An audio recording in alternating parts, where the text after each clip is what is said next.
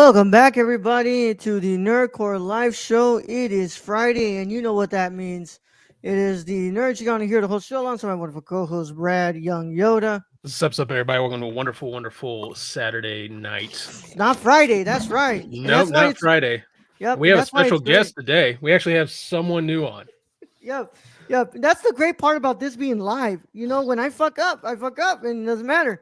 So, we're here being joined by Jeff over from the MCU's Bleeding Edge channel. So, Jeff, what's up, man?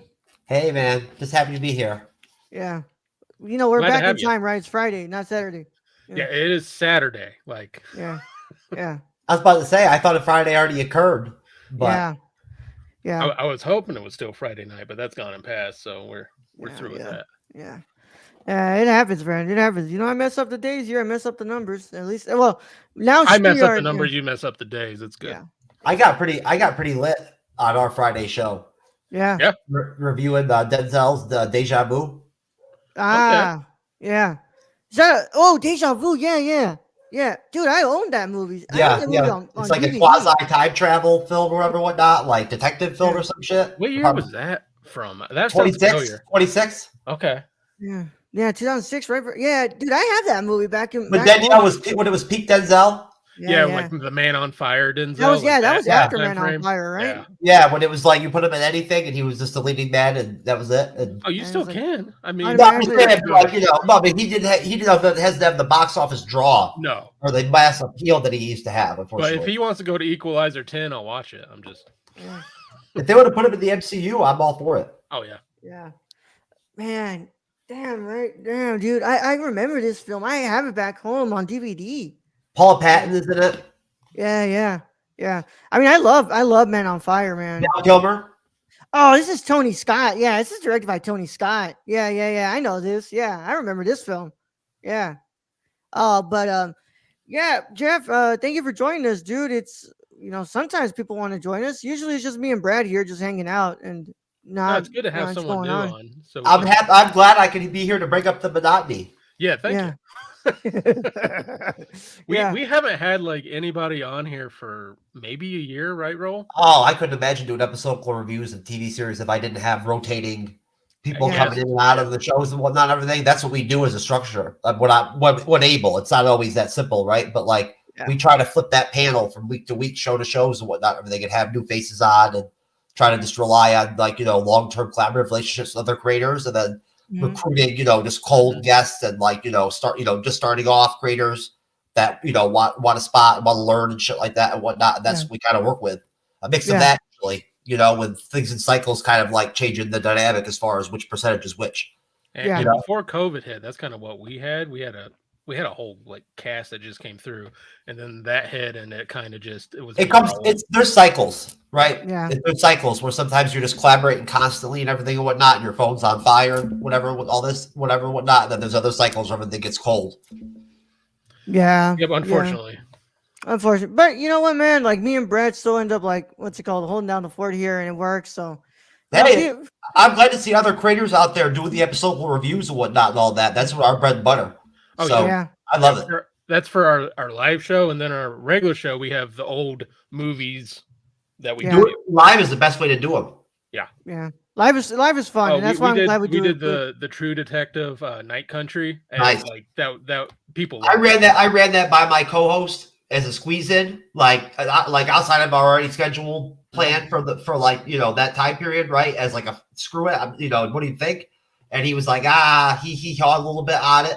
I went over on Board to Watch, a podcast YouTube channel with my boy Matthew from over and Down Under from Australia. Yeah. He was on the Deja Vu review last night. Good people. Okay. And bottom line, they hit over 10K subs on YouTube in their first year plus. Oh, great. Yeah. Wow. Yeah. So they're doing pretty well. But I went on their show and they told me really good things about the series, right? But we do all ours live too, so that's why one of the reasons I wanted to come out with y'all. I thought it was going to be fun and whatnot because I knew y'all live just like we did. Yeah, hell yeah, man. You want to let them know about yourself, Shōgun, Jeff? You want to let them know about yourself? Hey, you can call me Shōgun. I mean, that's not a bad nickname. I'm telling you right now. Better than being called the Idol, I'll tell you that. It's a much more popular one this year than it would have been normally. But no, I'm the creator and the co-host of the MCU's Bleeding Edge, and I'm the shot caller for the MCU's Bleeding Edge. And we live stream on Monday nights, Wednesday nights, and Friday nights, right? We do have one titled Monday show. That's the MCU's Bleeding Edge report that I do with Andres the Pop Culture Guy from Andres the Pop Culture Guy channel presents. He's my special guest co-host. My co-host is Cybernetic Shark, veteran YouTuber, content creator. He's on all the platforms, socials, and everything and whatnot. And we rotate moderation on our Wednesday and Friday shows. So, like, we host, in rotation just to freshen things up, with the other hosts going over on our guest panel. And that's sort of our structure, is having a guest panel, having a moderator, right? And we do this kind of the similar, deal that y'all do. We do a lot of episodical TV series, and then we do movie reviews. We review DC animated films. But we're the MCU's Bleeding Edge, so of course, like, we cover Marvel in general. But we just, I like to cross over into different genres to keep things fresh. Let's be honest, the MCU, projects have been pretty since Endgame and whatnot, everything, right? We don't have to get into it, but Phase 4 and Phase 5 have been a little iffy at times. So if not for shows like The Last of Us, Andor, right? That made me a Star Wars fan, like a really big Star Wars fan for the first time in my life, just from reviewing Andor, right? Which is cool. Like, I like that we have that in common. As a YouTube channel, that'd be our main platform. We're on all the major platforms. We're on all the podcast platforms. But we are digital live stream content creators. This is what we do. We do everything live, and everything's digital. And we're a little bit more raunchy than y'all are. But, like, that's okay. That gives you more of a reason to want to come out with us.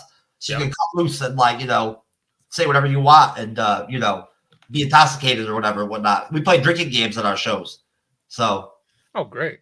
That's why my night was so late last night. I was almost hammered by the end of the show. Yeah. Brad, you might want to go over there, Brad. I mean, I'm already a little lit right now, but. God damn it. Yeah. No comment. No comment. Yeah. We should go. We should have Jeff review Poor Things so we can go and talk actually what we wanted to say. Yeah. This is my first sober show where I don't have an alcoholic beverage in my hand, I think, in like 2 or 3 years. Yeah. I try to tell Brad, like, Brad, I want you to come on here fucking drunk, bro. Like, I wanted to actually hear it. I never got snickered on a show until we just started doing the drinking games. Yeah. And it only happens like by the end of the show, you start to get tore up from the people others guests and whatnot. So surprisingly, we've only been doing it a little bit, but the new creators that have come on and done it with us and whatnot, they get lit too. Yeah. Right? Like, they haven't hesitated. Women and men. Well, That's Brad, good to hear that you like Andor. Like, we love Andor. You wouldn't kidding me? I told you what it did for me. It made me watch. If not for Andor, I never would have watched the Clone Wars. Yeah. Right. Andor allowed me to do that. That's why I have the Rogue One poster up there in the corner. I do want to get your opinion on Loki. What did you think of those 2 seasons? Which seasons? I thought season 1 was better than season 2. Okay. I did. Honestly, I thought that I really like Sylvie. Obviously, right? Hell yeah. Mm-hmm. I mean, I have the framed deal or whatnot, which is not easy to get. It's hard to believe it or not. I don't know if you all know this, but it's hard to find individual posters of her. Yeah, it's like the character posters, right? They usually Disney Plus puts out. They're hard to get. Yeah. There's not many of them to find. There's ones with her and Loki, but just individual ones. No, it's hard. They're hard to find. So it took me a minute to find that. But no, I really didn't like what they did with her character in season 2. I mean, she wasn't really on a lot in season 2. Like, not as much as season 1. I didn't understand that because I thought her character really resonated with the fandom. Yeah. Yeah. That's all. Well, they just stuck her at McDonald's and I like their dynamic too. Loki and her. Yeah. Oh yeah, love it. Yeah, that was one of the best parts. Oh, that finale was probably the best finale of all the MCU Marvel series that have ever happened. Damn straight. I agree with you. Their finales have been shit a lot of times. You know what I'm saying? Like, in a lot of these series, but that one was not shit. Yeah, Jonathan Majors smoked that bitch. Yeah. Say what you want about that dude, but and he smoked it, man. Yeah. Well, Jeff, it's safe to say you've been having a pretty good day, right? We want to know how you're doing today, man. Yeah, man. You see what you see is what you get, bruh. You know what I'm saying? Let's get it. I just got done watching Shōgun, so I've got that Shōgun high going. Oh yeah, especially the ending there. Yeah, we got to talk about this. Oh yeah. Anytime there's sex and stuff and whatnot, everything and nudity and TV and movies, I'm always like, hell yeah. Yeah, that's right. Let's do it. Yeah. Brad, how are you doing, bro? I'm doing good. I'm doing good. I caught up on Invincible today. Nice. And yesterday I watched Tokyo Vice, the newest episode. Ooh, good for you. I just found out about it the other day. Yeah. So season 1, it's all right. To me, a little too much of the relationship stuff. Season 2 is starting out good though. There's a lot more violence going on, a lot of more of that Yakuza kind of lore. The little bit of casting I briefly saw, I saw looked really good. Yeah. So it's actually a pretty decent show. Yeah. Well, not much going on over here, Brad. I just been just chilling. I took today to be a catch-up day. I decided to catch up a bunch of stuff that I needed to. So I watched, of course, this episode before we got on here. Mhm. I watched Invincible, which I can't wait to talk about that tomorrow. I want to say with Invincible, like that 3 month, I'm thinking really hurt Amazon because nobody's talking about Invincible. I don't see it on Twitter anymore. Yeah, that's gonna be a major talk tomorrow. Yeah. Because that's like, dude, you were making us wait for this. Like I'm not saying it's a terrible episode, but I liked what dropped, but it's 3 months. Yeah. Not a fan of how they decided to do this whole marketing shit, man. It was dumb. But caught up on that. Caught up on Invincible and Shōgun, and then I watched a movie yesterday for the March Around the World challenge thing for Letterboxd. So I went ahead and I watched a film from Canada. I watched Falcon Lake. Explain to Jeff what that is. Oh, so what's it called? I'm doing the March Around the World challenge from Letterboxd, which is basically 30 films you've never seen from 30 different countries. Okay, that's a cool concept. One every day, so he's past the halfway point today. I don't watch a lot of foreign film. I really don't. I mean, I saw -1, but like I saw -1 off the word of mouth from like my other creators and whatnot. That's why I went and saw it. That and just my gut off it. And I still need to see that. God, I saw it with my son in the theater, and we were like high-fiving it like back in the 90s and shit. Like multiple times throughout the movie, we were like high-fiving and all that. It was crazy. Yeah, great movie, man. I love mine. Oh yeah, it was definitely worth the money. Talk about paying for your get what you paid for, or whatever. When you go to the theater, Godzilla -1 delivers. You pay for what you get with that. And it just won its first Oscars ever for Godzilla. It deserved more recognition from the Oscars than it got, I thought. Yeah, dude, the score should have been nominated itself, man. I was gonna say, awesome. I thought it was actually kind of a low blow to them that what they won in the category really wasn't even like the strengths, the real strengths, the biggest strengths of the film, right? Yeah. As a film, it was as far as its competitional value with the other big films that were in like the the nominations for the actors and actresses, the big ones, and then the films themselves.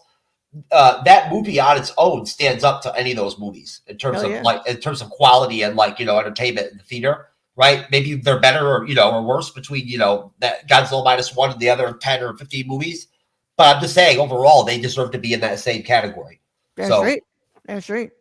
But yeah, I watched a Canadian film called Falcon Lake. Pretty cool directorial debut. That was a really good movie. And then of course today I decided to celebrate the life of Mr. Akira Toriyama and pay his respect because I never watched Dragon Ball Z Resurrection F. So today I finally got through it, which meant that I could finally start watching some episodes of Dragon Ball Super. So I started watching some episodes of Dragon Ball Super, and So what does Resurrection F focus on? Frieza. Oh, okay. Frieza gets brought back from the dead. And dude, wait till you get to the champion, the Battle of the Champions, or whatnot, the Battle of Multiverse, or whatever. Yeah, Tournament of Power.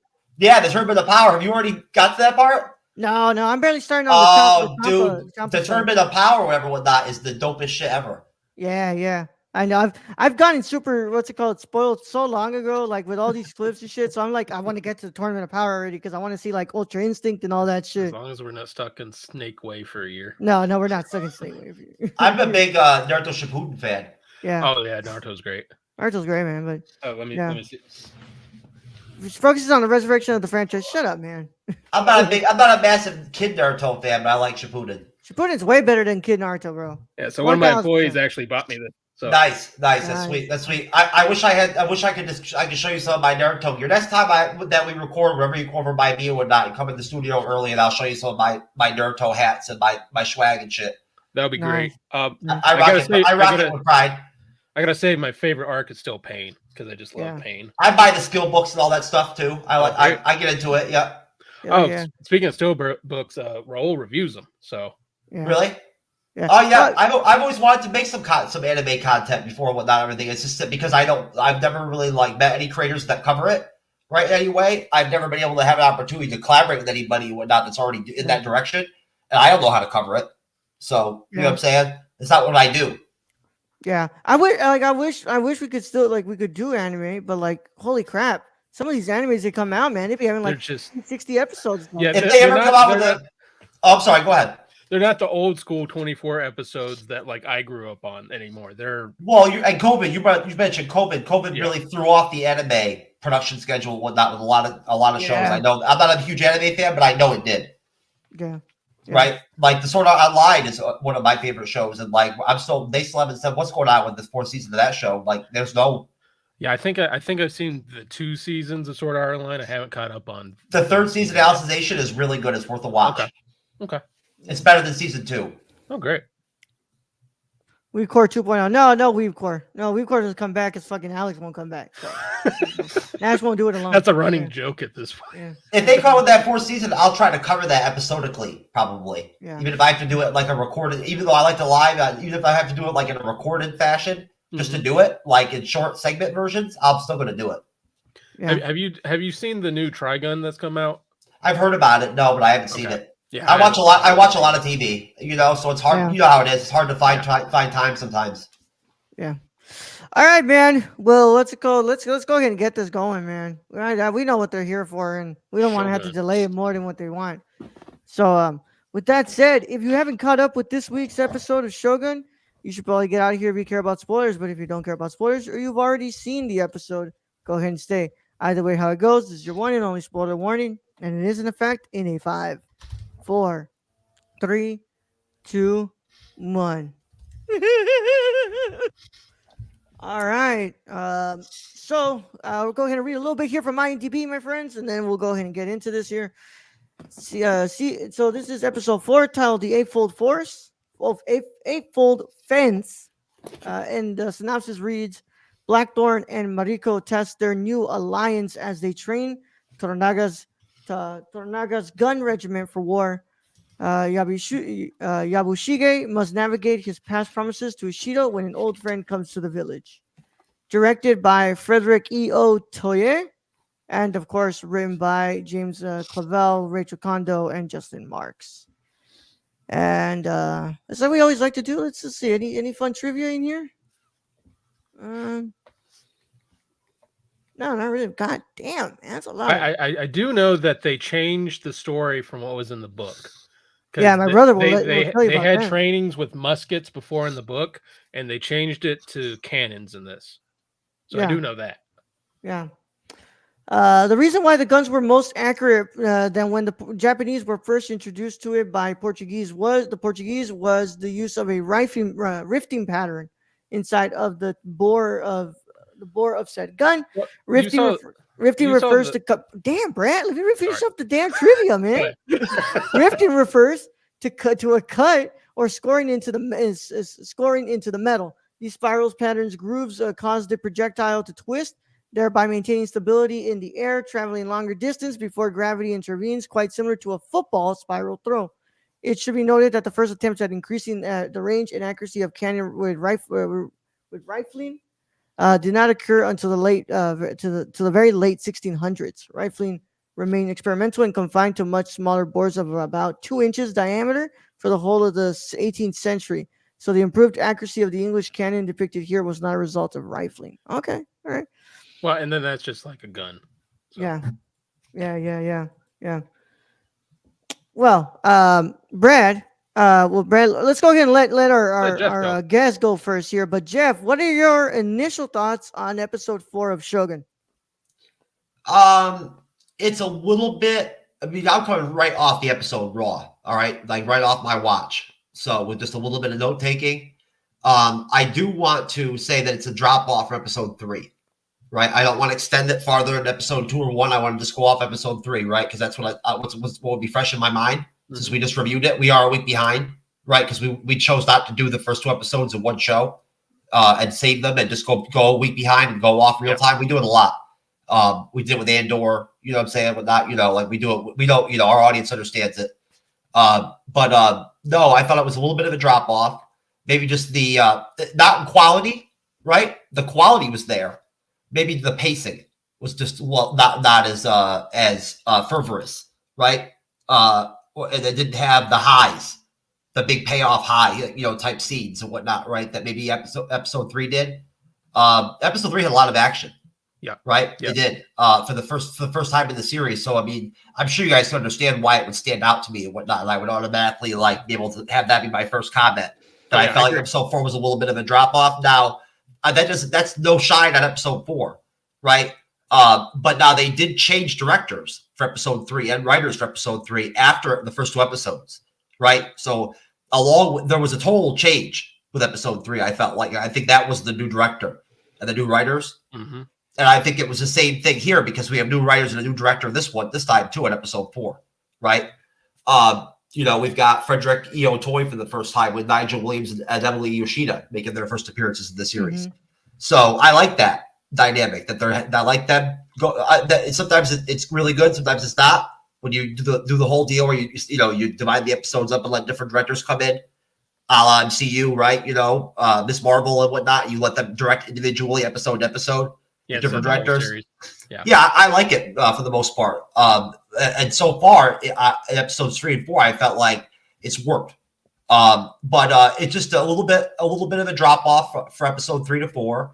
And I really thought that my moniker and Bow Award winner, which is what we give out on the Bleeding Edge, to the moniker and Bow, the standout secondary character of any series that kind of breaks through or overshadows the main characters.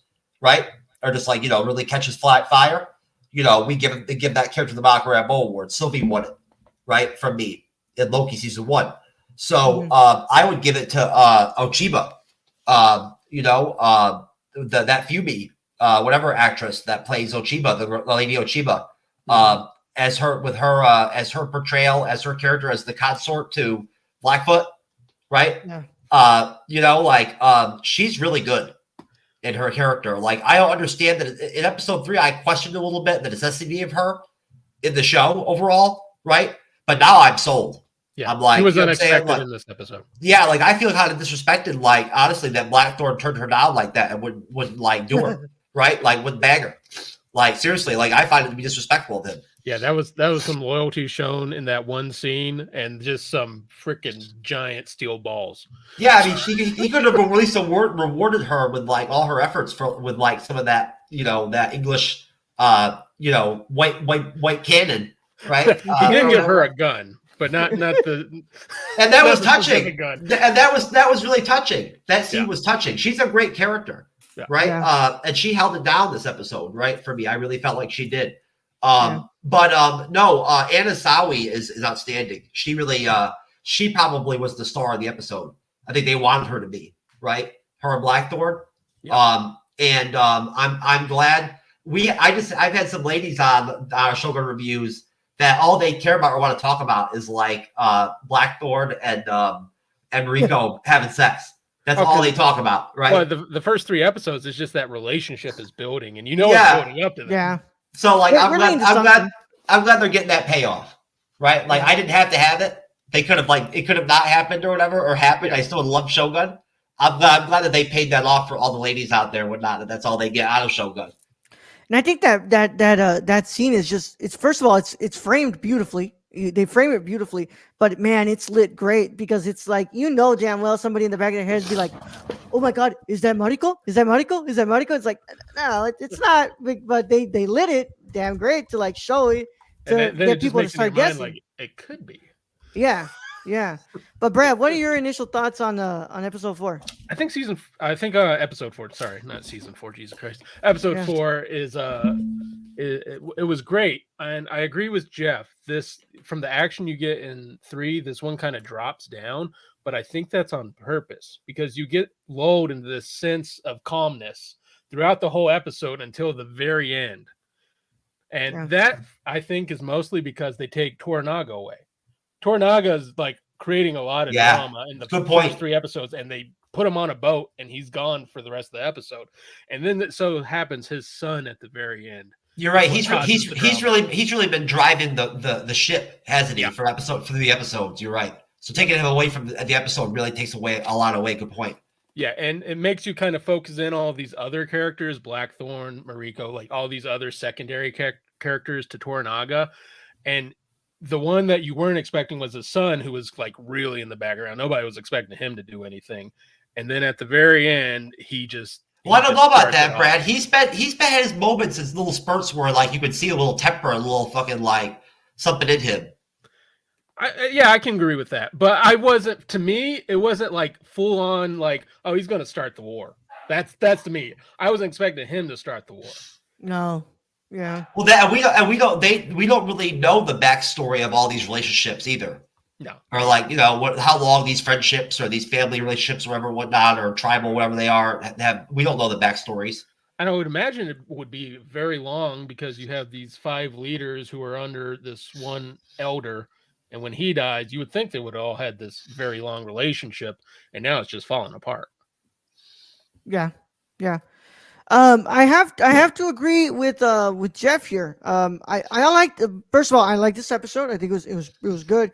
But I think it is a bit of a drop off. I think that of course it has to be a bit of a drop off, right? Because next week we get the mid-season finale. So it's like, okay, it needs to hit. It needs to get that big hit in there. So we're not going to have like 2 straight episodes where it's like, oh my God, it's amazing. But, yeah, I thought the episode was good. I don't think it's like amazing. I'm loving this series. I really am. But I still haven't gotten that episode where I'm like, holy shit, what an episode. And I'm still kind of sitting here and I'm reserving my 9 or my 10 yet on my score here for an episode that really wows me. But I gotta say, I like this episode. I like that we're continuing to build upon Mariko and Blackthorn's blooming relationship that might be happening, might not, I don't know, but it looks like I like their dynamic and I like what they bring to the table. I thought it was so funny the morning after him going like, well, thanks for the gift. And he's like, yeah, he's like, okay, yeah. I thought that was pretty fun. But yeah, that ending was pretty damn good. I don't mean to interject, rule, but the Mariko Blackthorn relationship is the only dynamic on the show that creates any humor, right? Yeah. And Toranaga's guy, right? Yeah. That he sent to the regions, his resignation. That guy, he's funny too sometimes. Yeah. I love when he like when they're walking and Blackthorn, and he tells the guy like, oh, so whatever, son, right? And he goes, hey, you're not supposed to tell him that. Like we don't use that one for him. I like when they pissed on him. And that shit was crazy. Yeah. And of course, the ending was pretty cool. It was pretty good. Nothing that I was like, holy shit about. I thought that like where we were building to it, I was like, okay, it's definitely out of left field. But nothing that I'd say was like, amazing here. But I do like the special effects, man. On that sub, and it was crazy. Well, just the fact that they were training like throughout the whole episode, they were just training. Yeah. And my feeling was he was just, Toranaga-san was just going to call it off. He wasn't going to show him anything. And then when he, puts his sword down, and then 2 of these men just disappear from a chain that's been blown from a cannon. Yeah. I mean, I thought that was crazy. I didn't realize they were going to get as bloody as they did. I saw on X Twitter. I'd seen clips of that before, like the night before the show. I watched the episode, so that's the one teaser I allowed myself. Right, was on X. I saw that scene, so I knew we were going to get that gore at some point in the episode, right? And even said, I think towards the end that was going to happen. Yeah. But that was gory as shit. Yeah, I was like they had in previous just kind of, them slicing heads off and stuff, but I wasn't expecting just full blown like this dude has no arms and legs. Yeah, I mean he's still talking shit too. Yeah. Yeah. Stacy asked, how's the series comparing to the 80s miniseries with Kurosawa's favorite actors as one of the main characters? I never watched the 80s miniseries, Stacy, so I don't know anything about that. Yeah, I was too But young. yeah, I don't know. I don't know, man. But who the hell was Kurosawa's guy that was on that one? I would guess. Mifune. Okay, well, Yeah, I was if it was Mifune in it, like I don't think we're really touching it in the acting department with Mifune in there. I want to point out too that because of all the training and the military stuff, which was dope, it took away from all of the normal in the other episodes, what we normally would see of all the different landscapes and backgrounds, because they would change location so much from scene to scene, right? Different geographies and whatnot. Mhm. With all that, you get the different backgrounds. You'd see all the design and the money put into the series, right? How everything great everything looks, and it also gives you more of the costumes, which have been so well done. Right, when you see the different people and the different classes, of their system and whatnot, we lost that because of all the stuff with the canon. Yeah, and along with that, we lost kind of the political theater that was going on in the first 3 episodes, which me and Raul really enjoyed. Is that match? You took Toranaga out of it and Ishido, right? Yeah, and that really took away a lot from it. Yeah, that's kind of what I was feeling like was missing. I was like, "Where's the political stuff?" Like, I'm loving that stuff. Like, I want to see more of the game being played here. I guess I didn't realize how much Ishido and Toranaga really drove that. Yeah, exactly. and I'm sure that it's not the last we see of them. Like, we're probably going to be back. Tornaga's coming back. Yeah. Oh yeah. But him and Sawi and Cosmo Jarvis are the 3 main characters of the show. That's how they have it framed. Yeah, and man, Anasawi's been fantastic, man. She's got it, man. She's really got it, and I'm loving just this poised character who's like supposed to be very like hard to crack, but you see moments there where like Blackthorn is really trying to get in there, and hopefully as we keep going, we're really gonna see that that dynamic be explored more, and I'm really enjoying her performance here. Yeah, she's really good. I think she probably will. I would imagine probably be at least be mentioned as someone who should probably get nominated. Right? Oh yeah, she's gonna get an Emmy nomination, 1,000%. That's what I figured. Yeah, I mean Yeah, Sonata's gonna get it. She's gonna get it. This show. I mean, they packaged the show with them as the forefront. All their advertising was them. Yeah, so it's coming. It's coming. I don't even have to. What's it called? I think with Last of Us, it like took me a couple episodes where I said, "Oh crap, Pedro's gonna get it." And I thought it was so good from jump. Yeah, it was just like Andor. I was like, oh man. Yeah, but I was like, oh man, when it came to like around episode 3 for Last of Us, I was like, okay, Pedro 1,000% is getting this nomination. By the end of it, I was like, F the Mandalorian, dude. Pedro's the man. Like, thank you, HBO. Yeah, man. Yeah. But Brad, is there what else am I missing? Like, I'm telling you, man, I watched a crap ton of stuff today, so I need to get my we could talk about the here. music. The music has been great throughout the whole series. So that held up. Really to add. I'm so glad that Hulu doesn't have me like give me the option to skip like the intro, because man, I love the way that intro. I know it grows on you, doesn't it? Holy shit. The way the music builds up in that intro is so great. But also just like the art of it, that might be the best. That might be the best music and the best part of the score for me out of everything that I've had in the series is that intro on itself. They did a really great job with that. Hats off to FX Studios and whoever else. I know there was a lot of people involved in the production from the Japanese side and from the American side, right, or Western side. But they did a really great job on that. They did. Yeah, and so I, like you said, when it came to that scene when Blackthorn was trying to give her the guns, I really liked that scene. I thought that was really, like you said, was really touching. I thought the one Toranaga scene we did get where they showed up at Ajiro or whatever, whatnot, everything, right? And he addressed his military and all that shit was dope too. That was solid. It was a good entry. That was also a big brain move right there because he got them behind him. Because otherwise he could have been captured right there. Yeah.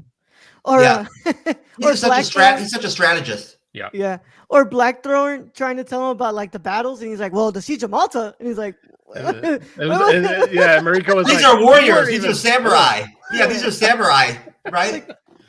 It's like, dude, they want to know what you've been in there. What you've been in. What have you done? Country, and he's like, I can tell them about boats.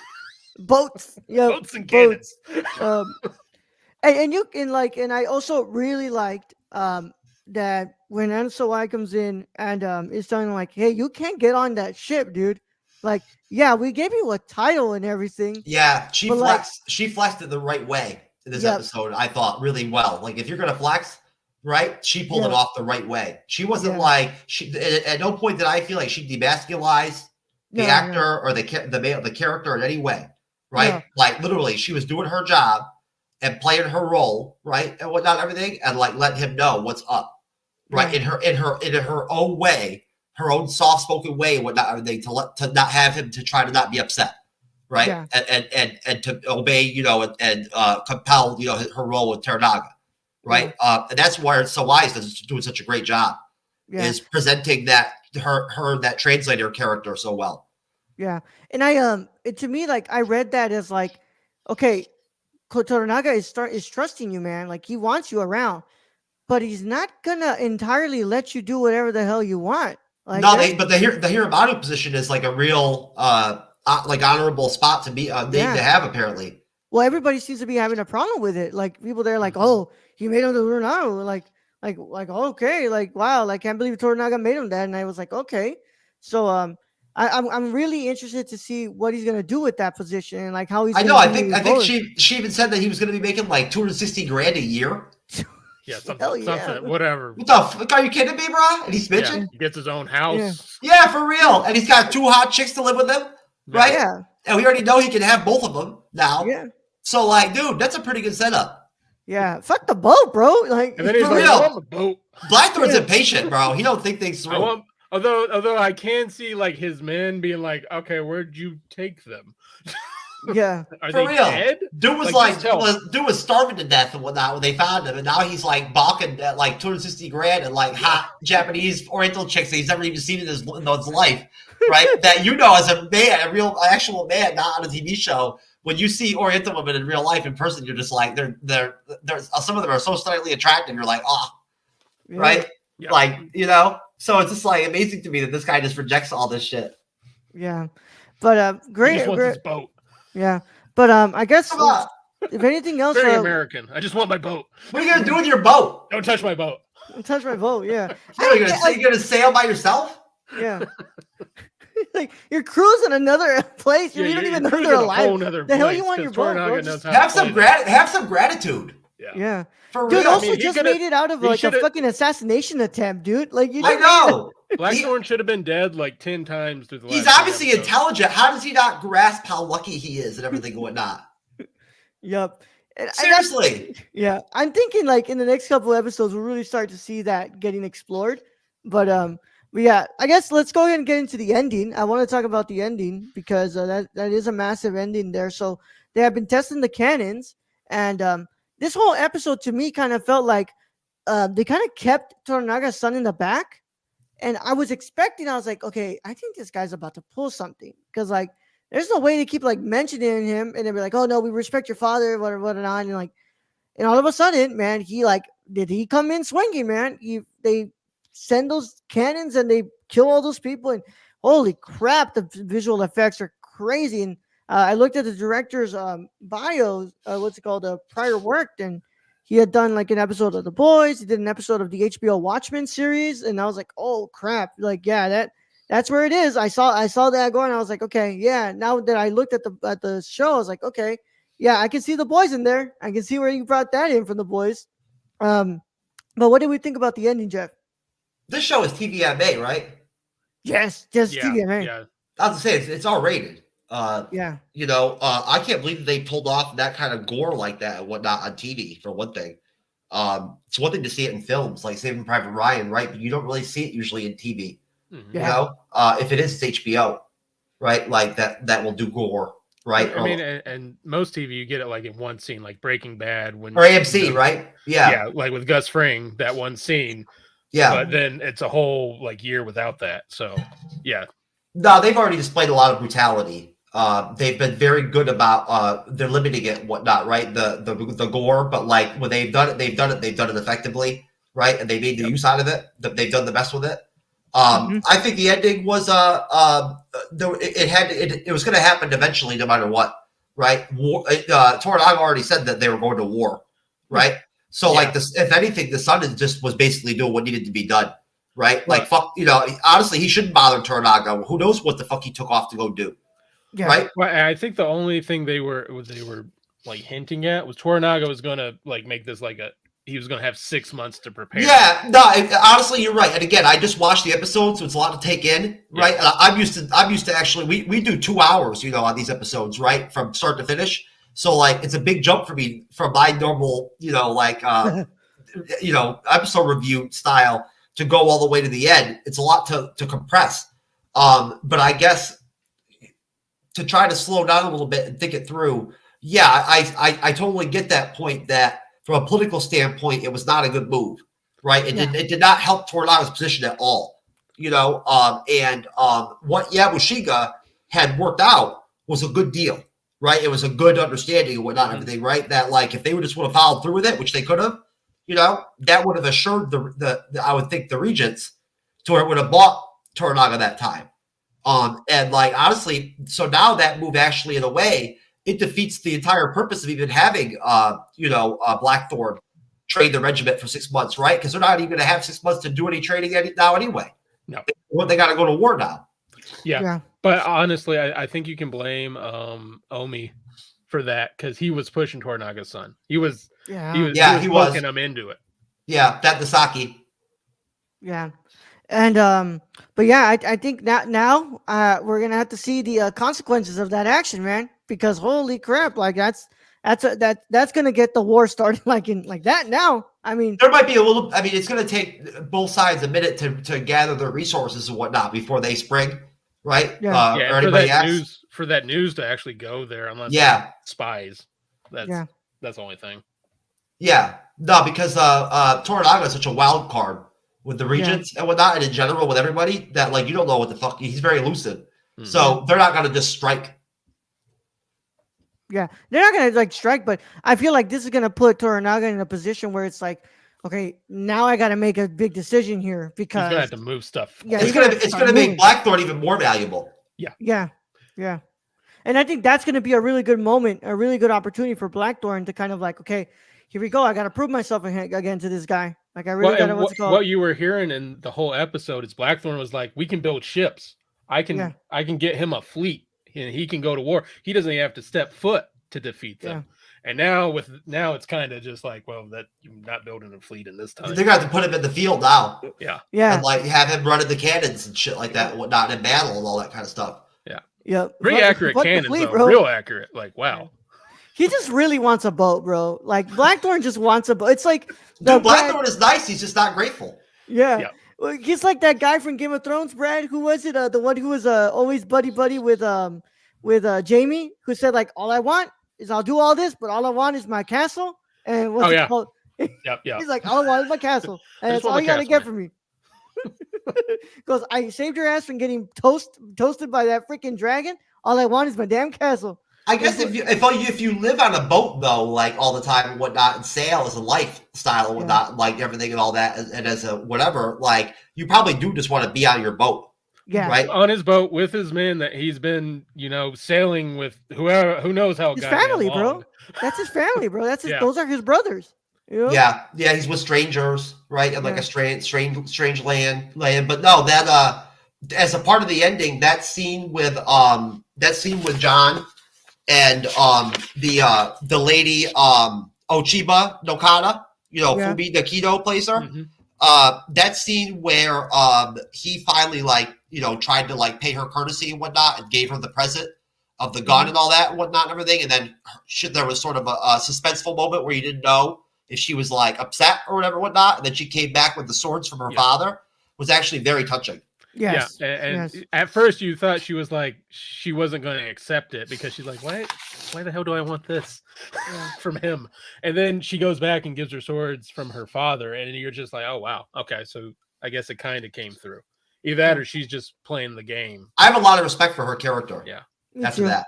I had it after she pulled the gun on her. Pulled the gun. Yes. I'm glad you mentioned that. That was a great scene. Yeah. Oh man. That was one of the top scenes in this whole episode. Toranaga knows good people when he finds, you know what I'm saying? Like he ain't playing around. Well, and And I mean, even like Mariko's husband, who we thought was kind of an asshole for 2 episodes, he goes out gallantly in episode 3. Shit went Chadwick Boseman on everybody's ass. Yeah. Yep. Yep. I love that scene, man, with her pulling the guns, man. It's just because once again, like they kind of got Blackthorn here, like, okay, dude, like, cool, you got this title, but hey, give me your guns. Like, Give me you your can't guns just back. be holding Like, you guns can't out just here. have that, man. Yeah, you can't have that. They needed their secondary characters to really hold the weight of the episode, right? Mhm. Without without the man, right? Yep. Without Toranaga. there, right?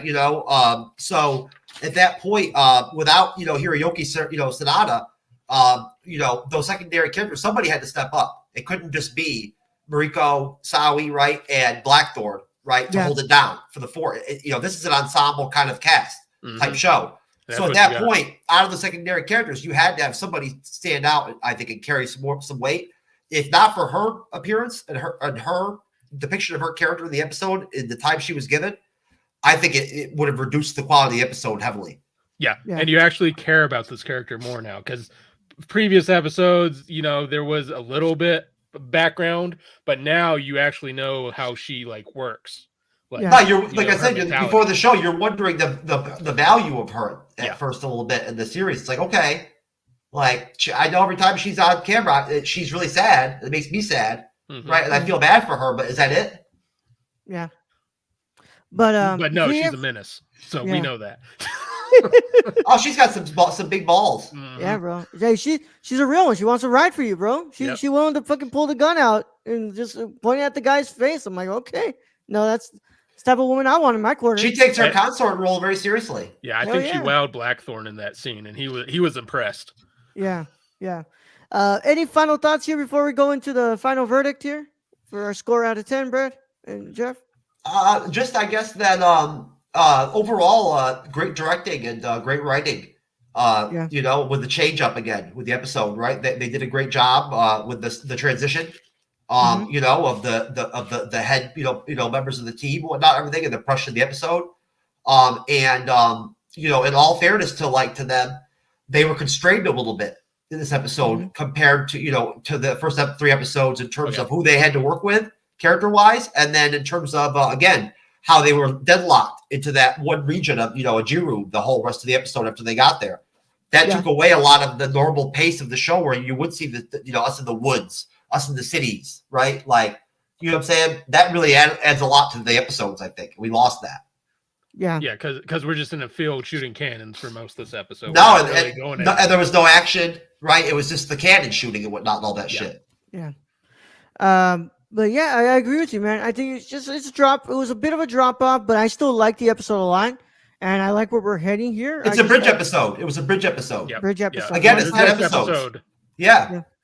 So I next think week, this next episode we're going to get that political theater we really love. Roll. If this was a bridge episode, or whatever you all call it over here, a gap episode, a filler episode type episode, and this is how quality their filler episodes are with Shōgun, then good deal. Yeah, lock me in for the next time. Lock me in for a couple more of these bridge episodes, man. Yep. Yeah, because next week we're getting that mid-season point, and we're heading to the climax of this miniseries. So we're definitely gonna be getting some crazy stuff. I'm fully expecting us to have a pretty damn good episode next week. But I really like this one. Toranado's gonna be lit when he finds out what happened and gets back. Yeah, Tornado's gonna be pissed, bro. Tornado's gonna be pissed. Tornado's gonna make a game plan at that point. Yeah, we're going to see a lot more of the political theater going on this mid-season. Oh crap! But before I forget, God, I wanted to bring this up. When he was bringing up the seppuku, Brad, where he was telling them give me some time. Like, what's it called? Let me get this going. Like, okay, but you're kind of delaying the inevitable. You're like, you got to go and what's it called? If this doesn't work out, you're gonna have to go and commit ritual seppuku. And to in front of Ishido and all that. Yeah. And then he was kind of saved at the last minute there. He's like, well, I guess my choice is made. Yeah. That's where I kind of felt a little bit of the political was starting to come into play here. So a little bit of the political was coming into play. They took away some of the shine off Yamashiki this episode. Yeah. He's really been strong, right? And they kind of took his play and like his exposure a little bit off the map. And kind of dropped him down a little bit and whatnot, right? Yeah. Yep. Yeah. And Jeff, I know you usually do an hour, usually do 2 hours, man. Like you said, like that's awesome. But sadly, we only do like less than an hour here for these reviews. Hey, I'm But not complaining. I'm not Blackfoot over here. no, that's right, that's right. I'm grateful for the opportunity. Damn straight. We thank If you. you guys want to give me a consort as like a present as I leave the show or whatnot, I'll gladly take it. If only this was Reno. If only, yeah. If only. But what are you gonna go ahead and give this episode out of 10, man? We usually do a score out of 10, and we allow 0.25, 0.5, and 0.75 in the middle there. I'd say probably it's tough. Yeah. I'd Okay, say Give you an idea. I've given it 9 out of 10 so far. I'd say probably a 7.75 cannonballs. Right? 7.7 There you go. cannonballs. Yeah. Nice. Brad, I'm coming in a little bit, just a tad bit lower from last week. I believe last week I gave it an 8.75. I said, okay, we're getting there. I'm giving this one an 8.5 out of 10, Brad. I'm gonna match roll with the 8.5 out of 10. I do think this kind of dropped off, but like Jeff said, you're stuck in one scene in the valley training instead of getting a lot of action scenes, a lot of political theater that we love. That's the most least visually impressive background and like geographic that they've given us of the region, right? That's the most boring we've seen too. So that did not help. Yeah. But we did get a lot of the secondary characters shown to be such strong characters. Mm-hmm. And that's really what added to this episode, I think. Yeah, I think it was a good move on their part to unleash Cosmo Jarvis and Anasawi the way they did. Mm-hmm. Damn straight. But that concludes our review of Shōgun episode 4. And as always, we thank you all so much for joining us. Make sure you catch up with us on nerdcore.com. Our Twitter's at the nerdcore_. Our Instagram is at the nerdcore and threads as well. We're on TikTok as well as the nerdcore. And of course, we have a Discord server where you can go and chat with us about Shōgun and all that wonderful stuff. You can go ahead and get in there. You can also comment on the YouTube video and you can talk to us in there. We'd like to talk to you guys. Always love to interact with you guys. Even when you guys put some nasty stuff in there and you say that we're ugly and that stuff, we'll go ahead and interact with you guys on that too. Sure. If Brad feels like it, yeah. At least before you delete the comments, Brad, I'm always like, just take a screenshot, bro. I like to keep them, I like to keep them in there. Yeah. Just reminding myself of the guy who's commented on my Instagram was like, dude, you look like the next BTK killer, bro. Like, we're gonna frame that on the wall. Yeah. But we also have Patreon over at patreon.com/nerdcore where you can check us out for exclusives, guys, and early access to other stuff as well. We thank you all so much if you guys go check that out. Jeff, you want to let them know where they can find you and find the MCU's Bleeding Edge and all that wonderful cool stuff? The MCU's Bleeding Edge can be found on all the big social media platforms. It can be found on all of the digital, distribution platforms, right? We live stream on YouTube as a home base, Twitch, Rumble, which we're very happy to be on. X, Facebook Live, our Facebook page. We're on all the socials under the MCU's Bleeding Edge. It's all standard, right? It may be different variations. It might be grouped. It might be, broken up into the proper fashion, but it's always the MCU's Bleeding Edge. And we live stream on Monday nights, Wednesday nights, and Friday nights. On Mondays at 10 p.m. Eastern. Wednesdays and Fridays, 9:35 p.m. Eastern, 6:25 p.m. Pacific. All right. And my friends, we will be seeing you all for the rest of this week. We've got what's left of this week. We've got tomorrow. We got Invincible season 2, episode 5. Man, I'm ready, man. I'm ready to keep going with this season. But yeah, we're gonna talk about Amazon's whole marketing plan for this because I don't know. Whatever. But yeah, Brad, I definitely have more to talk about tomorrow, and I'll save my comments, but I have some stuff to talk about. But tomorrow, of course, remember, guys, we're gonna be smoking on that Omni-Man pack. So you guys make sure y'all get ready for that. And we'll be doing season 2, episode 5 tomorrow. And of course, the rest of the week, next week, we've got our more of our Akira Kurosawa reviews coming. And we have Poor Things review going live on Monday at 12 p.m. And I believe we have what the hell are we doing for the extra review, Brad? We're doing Leon the Professional. We're doing Leon the Professional. Yeah, we're covering that. Yeah, we're covering that one next week. Good one. So, yeah. And of course on the Patreon, we're continuing on with True Detective season 1, episode 5 next week. So make sure you get on that for for the $5 tier. But without further ado, let's go ahead and get out of here, Brad. Send them out. All right, our ultimate host as always. Thank you to Jeff for joining us today. We appreciate it. Thank you to all the listeners out there, all our Patreon supporters. We appreciate each and every one of you. Thank you to everyone who joined us in chat today. And to end this episode, all I got to say is don't touch my boat. Young Yoda out.